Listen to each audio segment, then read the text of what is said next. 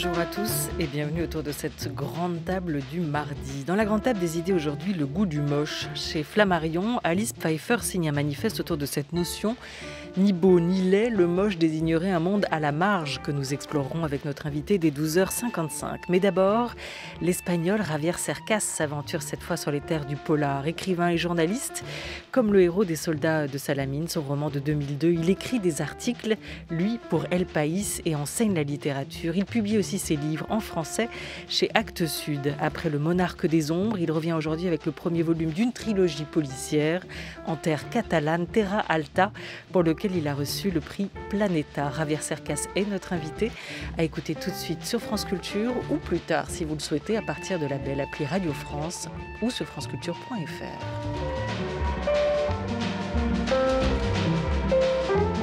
La grande table. Olivia Gesbert. La Terra Alta, c'est un coin de Catalogne inhospitalier, très pauvre et un des champs de bataille la plus féroce, une tempête de feu de la guerre civile espagnole. C'est là que vit Melchor, un ancien trafiquant de drogue, devenu enquêteur. En Terra Alta, il ne se passe jamais rien. Enfin, jusqu'au jour où on retrouve assassinés les époux Adel, ceux des cartonneries Adel, riche famille de Catalans. Et c'est un carnage. Et c'est lui, Melchor, qui va devoir enquêter. Bonjour, Javier Cercas. Bonjour, comment ça va? Qu'avez-vous sorti de votre poche? C'est une anti-sèche pour l'entretien? Non, c'est une page. J'ai ici tout mon programme parisien. Et il est chargé, on l'imagine. Absolument. Oui, on est content que vous ayez pu repasser les frontières pour être avec nous aujourd'hui et dans ce studio. C'est en train de se décoincer un tout petit peu la situation et on le ressent tous, non? En Espagne, c'est un peu mieux. Mais je suis très heureux d'être ici, vraiment, parce que c'est la première fois que je sors de l'Espagne pendant la pandémie. Alors, je suis très heureux d'être avec vous. Vous dites, Javier Cercas, ne pas faire de distinction entre les genres littéraires. Les cases dans lesquelles on enferme notamment le roman noir vous agacent. Vous dites aimer la bonne littérature, populaire, bonne et populaire. C'est dans ces deux mots, dans ces deux qualificatifs que la littérature est noble et digne à vos yeux, Javier Cercas? Bonne, sans doute. Oui, je veux dire, il y a seulement... Quand on me dit ce livre, c'est un polar, je dis, bon... Bien, si vous voulez le lire comme un roman, comme un polar, c'est bien. Mais je ne pense pas qu'il y a des genres majeurs et mineurs. Ou des genres, il y a seulement forme majeure ou mineure d'utiliser les genres, bonnes ou mauvaises.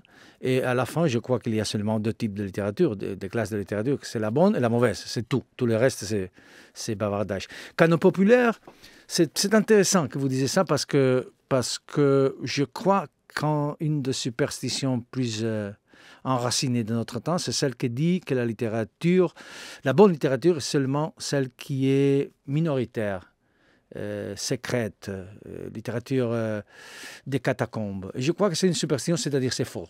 C'est une superstition qui a plus ou moins 150 ans. Et que c'est faux, parce que si on pense, je ne sais pas, le meilleur roman que je connais, c'est Don Quichotte, incroyablement écrit par un Espagnol. Et ce livre a été un énorme succès, c'est énormément populaire. Cervantes n'était pas un intellectuel, n'était pas un écrivain sérieux, il n'aurait jamais gagné le prix Cervantes, que c'est le plus important de la langue espagnole. Shakespeare était un écrivain extraordinairement populaire. Les grands écrivains, dans ce livre Terra Alta, il y a un roman que c'est essentiel, que c'est Les Misérables. Les Misérables, de Victor Hugo, bien sûr, a été un énorme succès. Non? Et les grands romanciers, les grands poètes du 19e siècle étaient très, très, très populaires.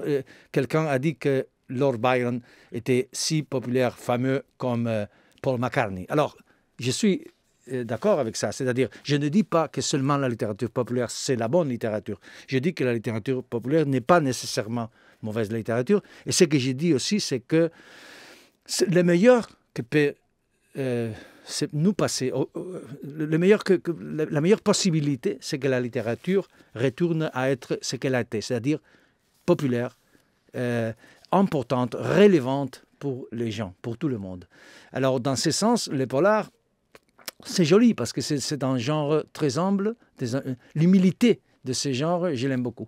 Mais c'est pas pour ça que vous avez choisi de vous lancer dans le polar, après le récit historique, après les essais aussi que vous avez pu signer. Qu'est-ce qui vous a donné envie de donner cette forme-là à cette histoire ? Comment est née cette idée-là, cette envie de s'approprier ce genre-là ? La vérité, c'est que je ne voulais pas écrire un polar. C'est-à-dire, Borges, Jorge Luis Borges, le grand écrivain argentin, disait tous les romans sont polars, sont romans policiers. Et je suis d'accord avec lui. Tous mes romans précédents étaient en certain sens des polars. Dans le sens, c'est-à-dire, dans tous ces romans, il y avait un énigme et quelqu'un qui voulait déchiffrer. Vous le connaissez très bien, qui voulait déchiffrer cette énigme. Et ça, c'est l'essence du polar. Alors, je ne sais pas vraiment comment j'ai arrivé à cette solution.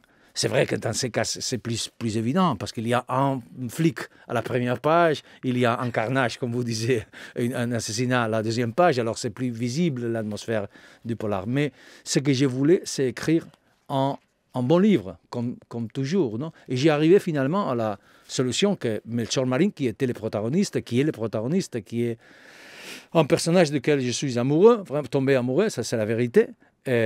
J'étais intéressé à lui. Et finalement, j'ai dit, ah oui, cet homme, seulement peut-être en flic, en police. Peut-être parce que le centre du roman, de ces romans et des autres romans qui viendront après Terra Alta, c'est la justice et la vengeance. Et alors, ça c'est souvent le centre d'un genre comme ça.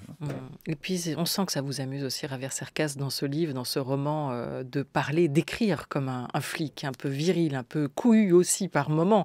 Vous l'écrivez quand il revient et qu'il retrouve Olga chez lui, après avoir découvert ce carnage, cet assassinat sur lequel il va devoir enquêter. Il la prend dans ses bras, il lui prend une main et la met, écrivez-vous, sur son entrejambe. On dort bien mieux après un bon coup. Putain, flic, rit Olga, toujours prêt à tirer. Voilà, c'était aussi un personnage avec lequel vous allez pouvoir vous amuser, jouer dans l'écriture et dans ce que vous allez l'amener à faire. Ce personnage, il est très particulier parce qu'il est, comme souvent avec vos héros, ni blanc ni noir, ni bon ni méchant. Il est assez ambigu, il est complexe à comprendre. Et c'est toute son histoire qui raconte ça. Ce Melchior, Javier Cercas, il a des casseroles et il a des médailles aussi. D'où il vient ? C'est un personnage, vous l'avez dit très bien, c'est un personnage complexe, très complexe, contradictoire. Quelqu'un a dit c'est un bon, mauvais police, comme Don Quichotte était un fou qui était en même temps lucide. Non? C'est un personnage contradictoire. Sa mère est une putaine, une prostituée. Il est né dans le lieu plus pauvre de Barcelone. Il ne connaît pas son père. Il est un adolescent et un enfant violent, furieux avec le monde et tout ça. Et alors, il est capable du meilleur et du pire. Ça, c'est la vérité. Et un jour, ce qui se passe, c'est qu'un jour, quand il est en prison, il trouve un livre par hasard qui s'appelle Les Misérables. Et il commence à le lire et tout change. Horace, le grand poète latin, dit « De te fabula narratur ». L'histoire parle de toi. Et ça, c'est ça exactement qui sent Melchior quand il commence à lire ses livres. Les deux seules activités qui soulageaient en apparence son obsession étaient précisément celles qui l'alimentaient le plus. Parler avec Vivalès et lire Les Misérables, qui durant ses séjours de deuil cessèrent d'être pour lui un roman, pour devenir autre chose, quelque chose qui n'avait pas de nom ou qui en avait beaucoup, un vademecum vital ou philosophique, un livre oracle, un objet de réflexion à explorer tel un kaléidoscope, infiniment intelligent, un miroir et une hache. Melchior pensait souvent à Monseigneur Myriel, l'évêque qui fit de Jean Valjean Monsieur Madeleine, le saint persuadé que l'univers est une immense maladie dont le seul remède est l'amour de Dieu, Il pensait à l'évêque et se disait qu'il était vrai que l'univers est une maladie, comme le croyait l'évêque, mais que contrairement à l'évêque, il vivait dans un monde sans Dieu et que dans ce monde, il n'y avait pas de remède contre la maladie de l'univers. Bien évidemment, il pensait à Jean Valjean et à sa certitude que la vie était une guerre et que dans cette guerre, c'était lui le vaincu.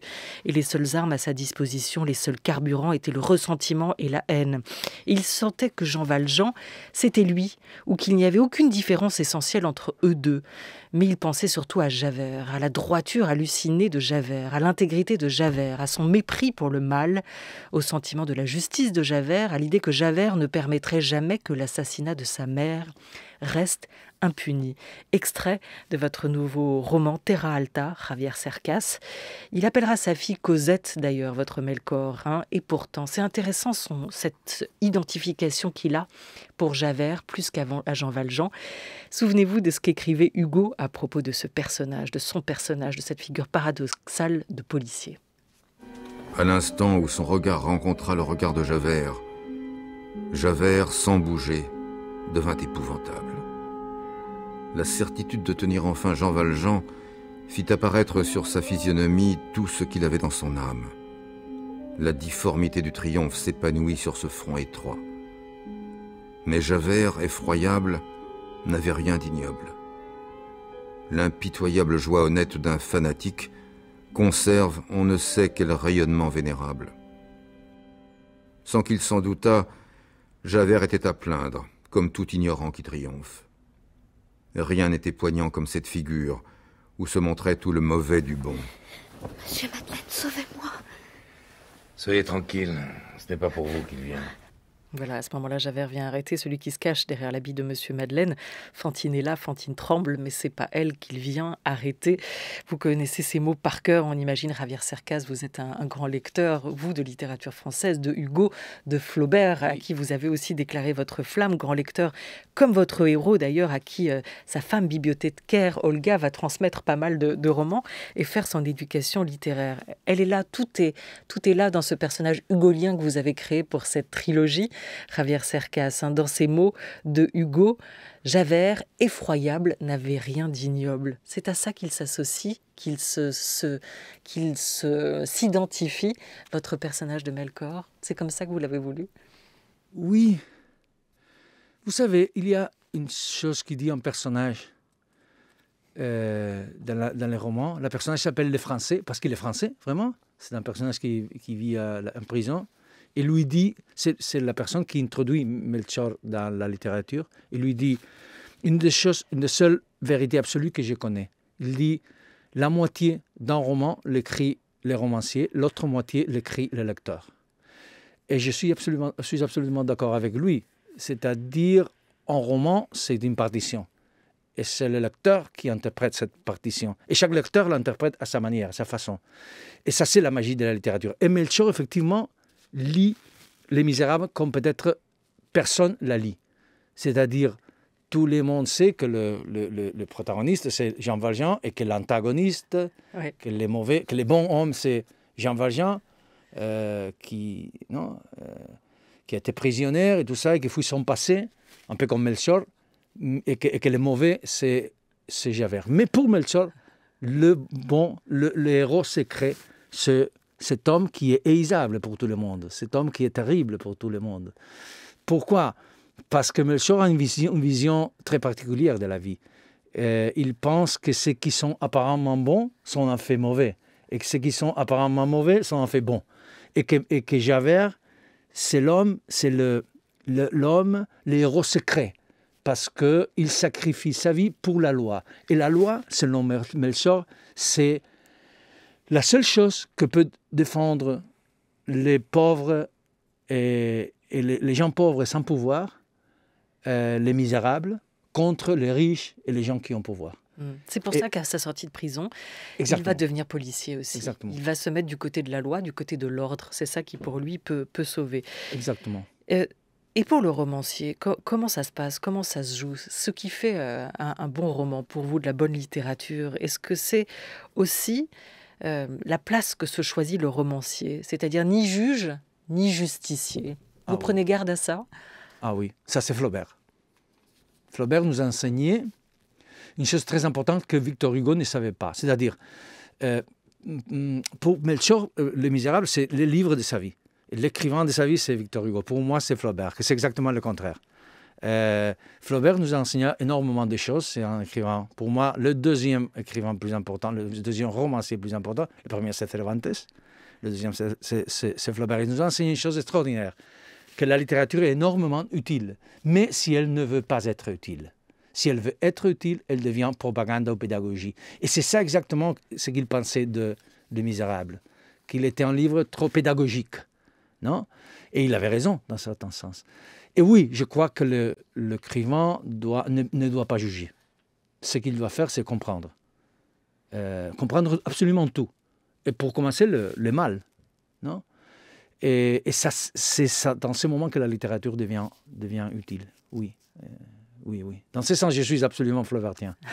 Et dans d'autres sens, j'espère. Invité jusqu'à 12h30, le romancier espagnol Javier Cercas, à l'occasion de la parution chez Actes Sud de Terra Alta. Il est 12h17 sur France Culture.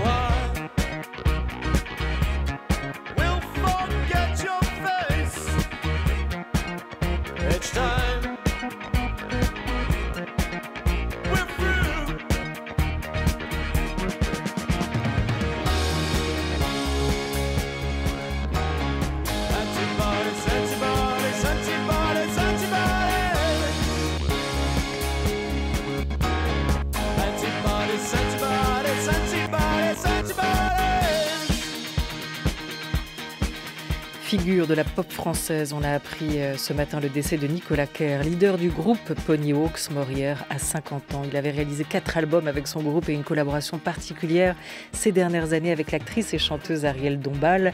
Ces dernières années donc, et elle disait de lui ce matin, Nicolas était le dernier des rockers à la voix d'or.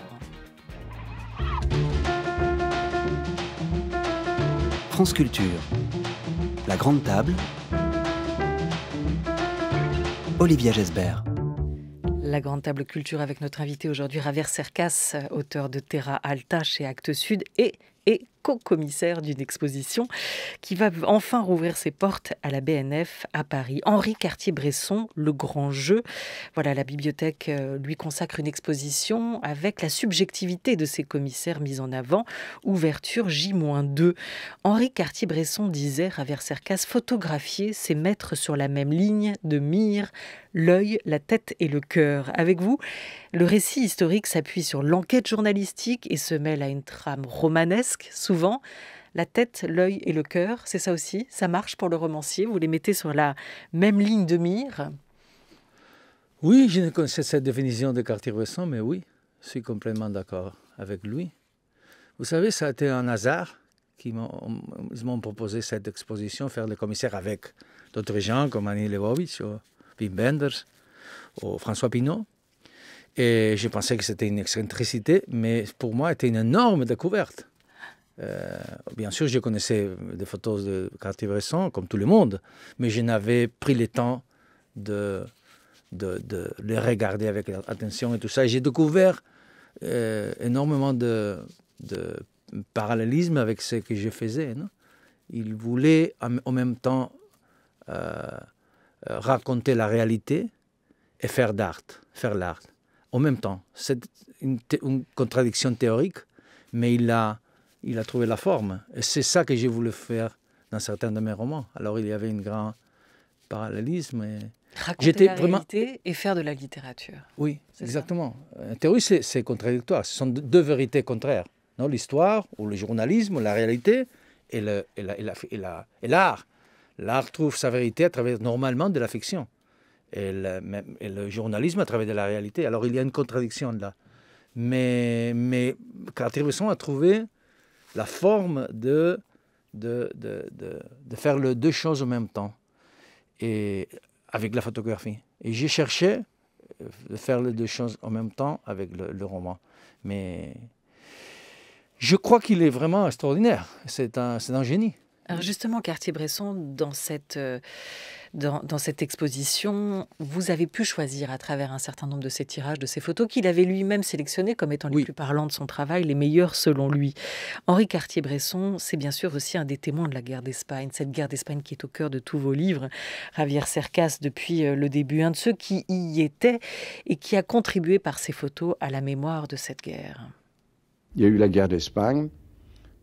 Chim et Capa ont travaillé pendant la guerre d'Espagne en photographe. Et moi, j'ai fait un film sur les hôpitaux espagnols. Nous nous voyons tout le temps, mais on ne se considérait pas comme des artistes. Ça n'avait aucun rapport avec la photographie maintenant. On était des artisans avec une curiosité pour ce qui se passait dans le monde. On faisait ça du mieux possible. Mais les conceptions esthétiques de maintenant, ça aurait été d'une grossièreté, d'une vulgarité que de parler de ces choses-là. Il fallait être présent. Il fallait 2 jambes, un œil, un doigt, et pas trop réfléchir. Il fallait être sensible, parce que maintenant, c'est l'intelligence, une intelligence qui mène à quoi? Voilà, cette sensibilité qui permet de saisir le moment. Et on pense au face-à-face qui se joue dans Les Soldats de Salamine, l'un de vos premiers romans livres consacrés, Javier Cercas. Cette vie qui se joue dans un regard, cette scène qui est très visuelle et qui est au cœur du livre. On peut cadrer, on peut capturer un instant en écrivant, comme Henri Cartier-Bresson le faisait en photographiant. Ce sont des choses différentes, mais oui, on peut le faire. Pour moi, je ne pense jamais, je pense toujours en image, ça c'est vrai. Je veux voir, et je veux que le lecteur voit ce que j'écris. Dans ce sens, je m'approche au photographe, au cinéma, mais je ne pense pas, on m'a demandé beaucoup de fois cette question, est-ce que tu penses à le film qu'on fera? On a fait beaucoup de films sur mes livres, mais je ne pense jamais au film, je pense au livre. Et je veux que le lecteur voit chacun à sa façon ce que je raconte. Et dans ce sens, oui, la littérature et la photographie sont semblables. C'est vrai. Et c'est vrai aussi qu'il y a 2 romans que j'écris qui disons, tous les romans, c'est autour d'un instant. C'est vrai, Les Soldats de Salamine, par exemple, et L'Anatomie d'un instant. En fait, dans tous mes livres, il y a un instant, ce que Cartier-Bresson appellerait un instant décisif. Non? l'instant où on sait qui est. L'homme ou la femme savent qui sont. C'est-à-dire, dans ce cas, par exemple, dans la Terra Alta, il y a une anecdote réelle qui part d'un événement réel, d'un attentat djihadiste qui s'est passé à Barcelone en 2017. Et Melchor Marín, c'est le protagoniste de cet événement. Et c'est le moment décisif, c'est l'instant décisif, dirait Cartier-Bresson. Oui, il y a ces instants. Joyce en parlait d'épiphanie, des épiphanies où nous savons qui sommes. Ça, c'est comme ça, oui. Inspiré de ce policier qui, en 2017, y était et a abattu les terroristes et qui est devenu d'un côté un héros national, puis aussi un planqué, parce que depuis, il a raconté, il est mort de peur à l'idée que des complices le retrouvent et se vengent. Cet instant où une vie bascule aussi. Et aujourd'hui, malgré cet acte héroïque, perçu comme tel, qualifié, vécu comme tel dans le pays, lui refait ce geste des milliers de fois et vit une peur autour de ça. Javier Cercas. Il est aussi question quand même, à travers cette Terra Alta, de la guerre d'Espagne, aussi dans ces pages. Vous y revenez une fois encore avec cette bataille de l'Elbre qui se joua là-bas. Qui vous l'a raconté, cette bataille-là? Qui m'a raconté la bataille? La bataille, c'est la bataille la plus importante de l'histoire, pas seulement de la guerre civile, mais de l'histoire de l'Espagne. C'était une bataille à la fin de la guerre, atroce, où la sorte de la guerre s'est décidée. Et je reviens à la guerre civile par une raison très simple, parce que la guerre civile, ce n'est pas le passé, c'est le présent. C'est le commencement du présent. C'est-à-dire, c'est une idée pour moi essentielle. Ça, c'est ce que vous répondez aussi à tous ceux qui vous reprochent d'aller toujours remuer dans le passé. Oui, parce que... Mais l'Espagne n'est pas différente. Quand j'étais jeune, je pensais que mon pays était différent de tous les autres pays. Ce n'est pas faux. C'est complètement faux, ça. C'est-à-dire... Le présent, le passé, c'est une dimension du présent sans laquelle le présent est mutilé. Ça, c'est très important. C'est-à-dire, le passé n'est pas passé. Le passé, ici, surtout le passé duquel il y a mémoire, il y a témoin. Mais ça se passe en Espagne, en France, en Italie, partout. Non? Et il faut savoir que ce passé est ici. Il faut compter avec ces passés. Parce que sans ces passés, rien n'a de sens. On vit dans une sorte de dictature du présent, de tyrannie du présent. Les gens pensent que le présent, c'est seulement aujourd'hui. Et hier, c'est le passé, et une semaine après, auparavant, c'est la préhistoire, presque. Et c'est complètement faux. Sans ce passé duquel c'est encore... au moins, Faulkner disait « Past is not dead, it's not even past ». Le passé n'est pas mort, n'est même pas passé. C'est comme ça. Et je crois que mes livres, c'est montrer que ce passé, c'est d'ici. Mais montrer qu'il faut compter avec ce passé. Que et évidemment, dans la Terre Alta, c'est comme ça. Sans la guerre, on ne comprend rien. Et l'actualité de la Catalogne aujourd'hui, c'est les indépendantistes qui n'ont pas réussi à se mettre d'accord entre eux avec des nouvelles élections qui devront bientôt se tenir en Catalogne. On évoquait au début une trilogie. Ceci est le premier volume Terra Alta de cette trilogie que vous signerez, Javier Cercas. De volume en volume, peut-être allez-vous remonter le temps ou au contraire revenir jusqu'à ce présent. Comment s'appelle le deuxième volume? Il est déjà paru en Espagne. Indépendance? Indépendance s'appelle, voilà. Oui, exactement. On se dit qu'il y aura beaucoup à raconter. Merci beaucoup à vous, Javier Cercas. Merci à vous.